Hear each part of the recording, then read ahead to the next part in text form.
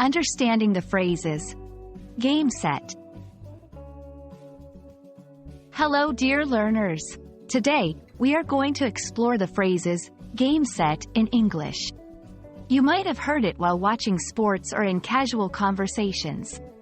Let's dive in and understand its meaning and usage. Game and set are terms commonly used in sports, especially in tennis. Game refers to a series of points played with the same player serving. Set consists of several games, and the player who wins a majority of those games wins the set. Typically, in tennis, a player needs to win 6 games, with a difference of at least 2 games, to win a set. In the context of tennis, when a player wins the required number of games to clinch a set, the umpire or commentator might say, "Game and set" to player's name.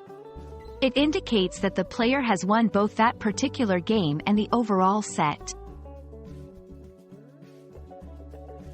Outside of tennis, the phrase can sometimes be used metaphorically. Game, set, and match. This is often used to indicate a conclusive or decisive victory in any scenario, not just sports.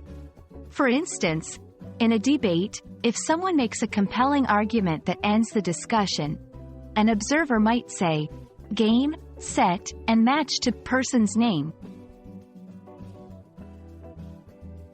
It's essential to differentiate between game set and game, set, and match. The latter is more definitive, indicating the end of an entire match, whereas game set is specific to a particular set's victory. We hope this video has given you a clear understanding of the phrases, game set. Always remember, language is not just about words but also about the context in which they are used. Keep learning, and see you in our next video.